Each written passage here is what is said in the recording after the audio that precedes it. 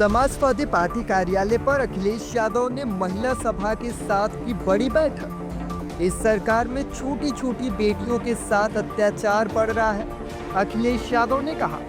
आगे उन्होंने कहा कि बीजेपी पुलिस प्रशासन से झूठे लाभ लेना चाहती है कि चुनाव कैसे जिताएगी। सबसे ज्यादा महिलाओं पर उत्पीड़न, शोषण इसी सरकार में हो रहा है।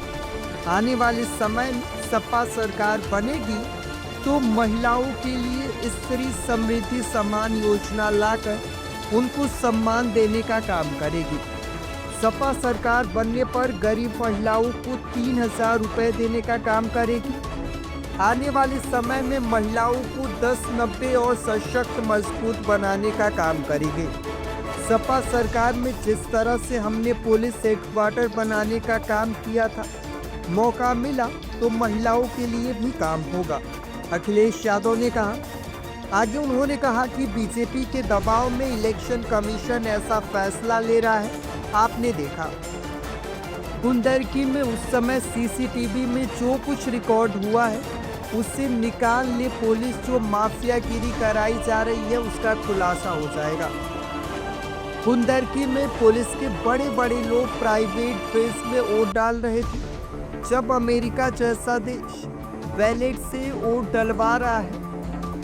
सुनने में आया है कि मेरठ का चुनाव 2019 का, उस टाइम कई मशीनें खराब हो गई, पर्ची फोटोकॉपी कराकर दी जा रही थी, अखिलेश यादव ने कहा।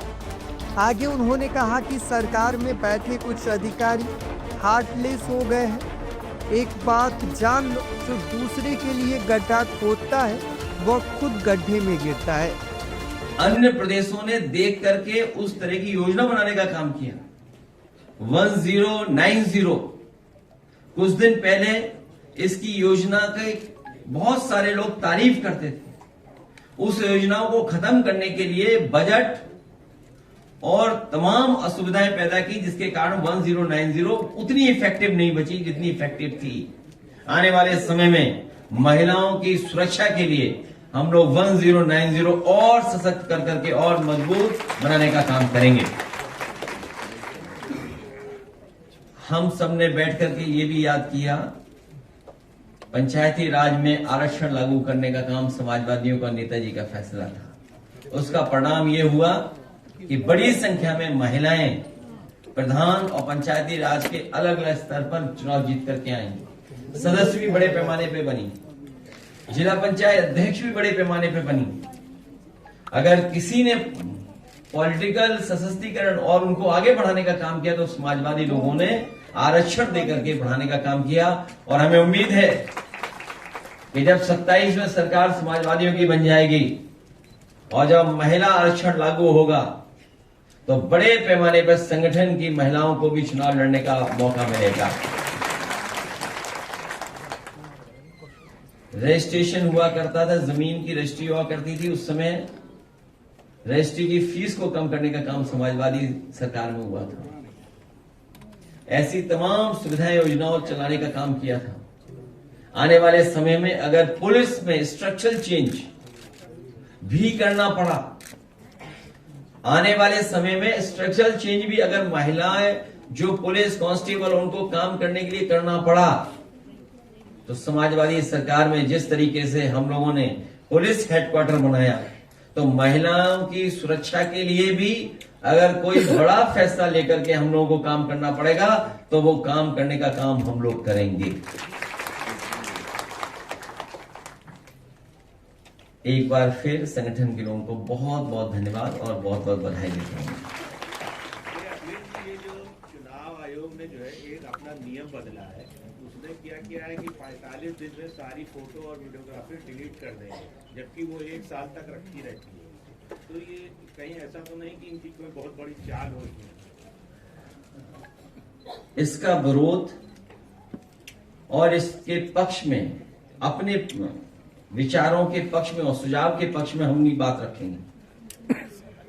अगर डेटा ही स्टोर कहां करना, ये सवाल है।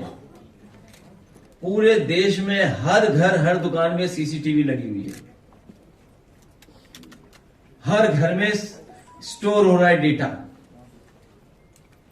और ये सरकार तो दावा करती है, अपने उत्तर प्रदेश की सरकार, कि सबसे बड़े डेटा सेंटर बन रहे हैं, और इधर देश में भी कुछ योजनाएं स्टेट गवर्नमेंट ऐसी ला रही जिससे कि विशेष पैकेज दिया जा रहा है डेटा सेंटर वालों को। तो जब इतने बड़े बड़े डेटा सेंटर बन रहे हैं, ना कितने बड़े पैमाने पे डेटा स्टोर होगा, जो सबसे महत्वपूर्ण चीज है कि इलेक्शन का डेटा सुरक्षित रहे, स्टोर्ड रहे। अगर कभी कोई शिकायत हो, उस शिकायत पर कुछ कार्रवाई कर सकें। मुझे तो ऐसा महसूस हो रहा है कि भारतीय जनता पार्टी के दबाव में इलेक्शन कमीशन ऐसा फैसला ले रहा है, क्योंकि उत्तर प्रदेश में हमने देखा था, इनकी पुलिस कुछ वर्दी में, कुछ प्राइवेट ड्रेस में वोटर्स को धमका रहे थे। अगर वोटर निकल करके आ रहा था तो पहले तो प्राइवेट ड्रेस वाले रोकते थे, और अगर वो रोकने में कामयाब नहीं होते थे तो वर्दी वाले रोक लेते थे। और एक ऐसा समय हमने देखा, हम उन अपनी माताओं बहनों को बधाई देना चाहते हैं, जब पुलिस का अधिकारी रिवॉल्वर तान रहा था तो हमारी माताएं घबराई नहीं, बहनें घबराई नहीं। उन्होंने कहा कि कुछ भी करेंगे, हम वोट डाल करके आएंगे। ऐसी बहादुर महिलाओं को आज महिला सभा के इस कार्यक्रम में मैं कहना चाहता हूं, भविष्य में उनका सम्मान करने का काम हम लोग करेंगे, पार्टी कार्य में बुला करके।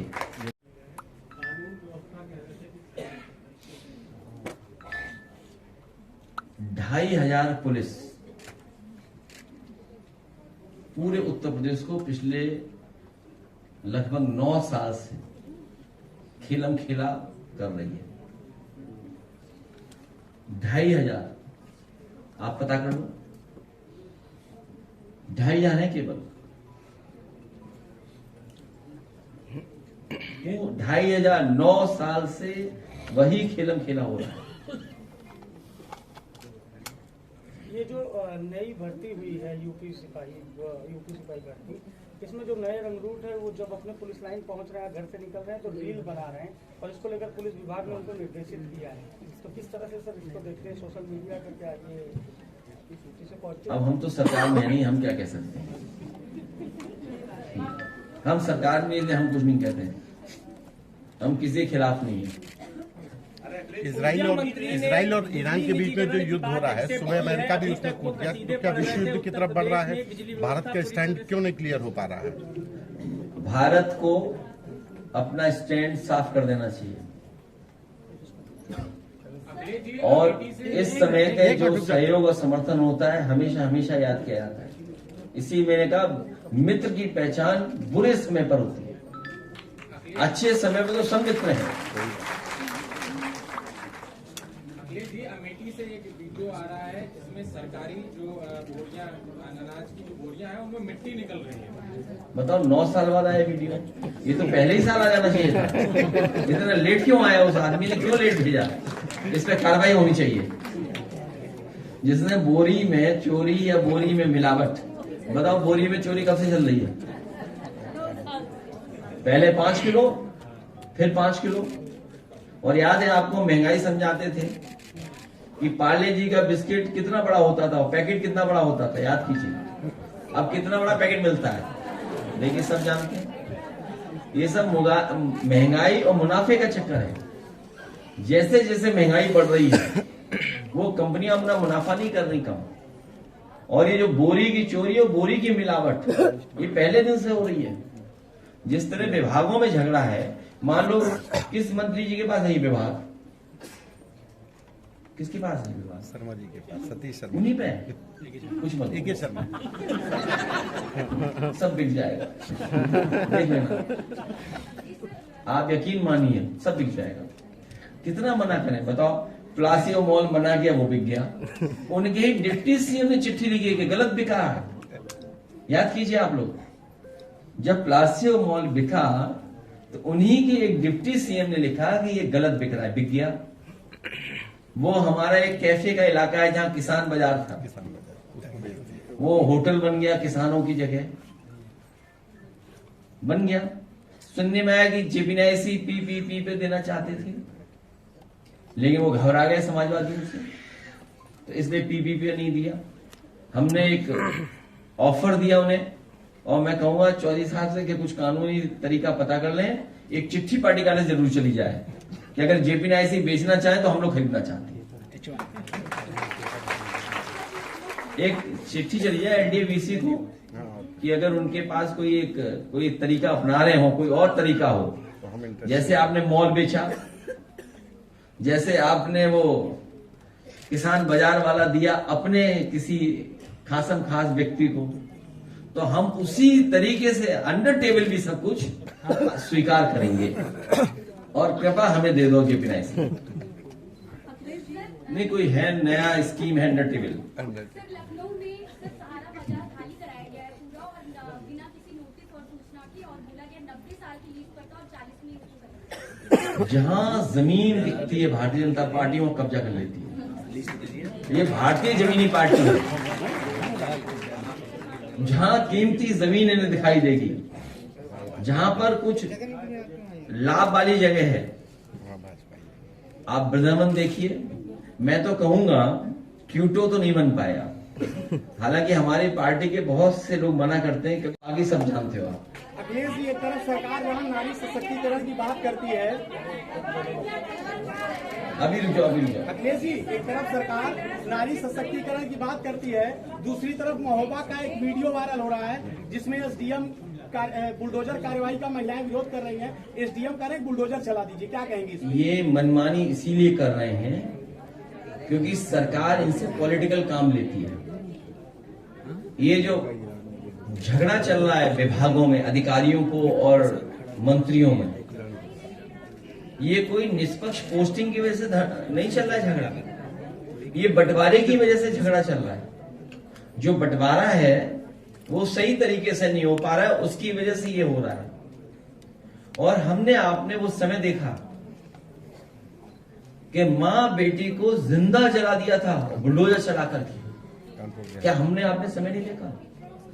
और आपने उस बेटी का भी सम्मान किया, एक छोटी बेटी का, कि वो अपनी किताबें बचा करके भागी। सोचिए आप, ये भारतीय जनता पार्टी के लोग और उनकी सरकार में बैठे हुए कुछ अधिकारी हार्टलेस हो गए हैं, हार्टलेस। वो हार्टलेस है बिल्कुल। और उसी का परिणाम यह है कि फेक एनकाउंटर, टांग में गोली मारना, बुलडोजर चला देना। याद रखिए, जो गड्ढा दूसरे के लिए खोदता है, एक दिन उस गड्ढे पे खुद भी गिरता है। आज इराक में कुछ जो यूपी के लोग गए थे धार्मिक यात्रा पे, उनसे मेरी बात हुई, उन्होंने कहा भारतीय एजेंसी कोई मदद नहीं कर रही है। 2,500 से 3,000 लोग इराक में फंसे हुए हैं, फ्लाइट खाली आ रही है, लेकिन उनको लेके आने वाला कोई नहीं है। 19 तारीख के बाद कोई भी जो उनके ग्रुप के लोग हैं वो यूपी नहीं आ सके। उनकी मांग है कि सरकार और विपक्षी लोग हमारी बात को उठाएं और एमएनसी हमारी मदद करे। आपने जो सवाल किया है, मैं भारत सरकार से अपील करूंगा कि जो भारतीय दूसरे देशों में फंसे हुए हैं या अपने देश घर वापस जाना चाहते हैं, परिवार के बीच में जाना चाहते हैं, उनके लिए विशेष विमान और विशेष डिप्लोमेटिक तरीके अपना करके उन सभी भारतीयों को अपने घर तक पहुंचाने का काम भारत सरकार करे। और भारत सरकार अगर नहीं कर पाती है तो ये जो ढोंग करते हैं विश्व गुरु बनने का, वो ढोंग करना बंद कर दें। अखिलेश, एक रिपोर्ट के मुताबिक यूएस ने अपनी महिलाओं को भारत में अकेले यात्रा न करने की सलाह दी है। इसके पीछे इसने कारण बताया है कि भारत में लगातार जिस तरीके से रेप की घटनाएं बढ़ रही हैं, इसे कारण बताया है। अमेरिका के पास जानकारी होगी, इस पे तो भारत सरकार ही जवाब दे सकती है कि आखिरकार अमेरिका जैसा देश ये क्यों कह रहा है, क्यों एडवाइजरी ऐसी जारी कर रहा है। क्योंकि यहाँ की खबरें पहुंच रही होंगी, वहां यहाँ का डेटा पहुंच रहा होगा, यहाँ की जानकारी पहुंच रही होगी। हम और आप लोग तो अभी बहुत टेक्नोलॉजी में पीछे हैं, उनके पास तो सैटेलाइट है, सैटेलाइट से सब देख लेते हैं क्या हो रहा है। तो उन्हें जानकारी है आपके डेटा की, आप छिपा सकते हो अपना डेटा, लेकिन अमेरिका जैसे लोग, वहां पर जो लोग बैठे हैं वो सब जानकारी रखते हैं।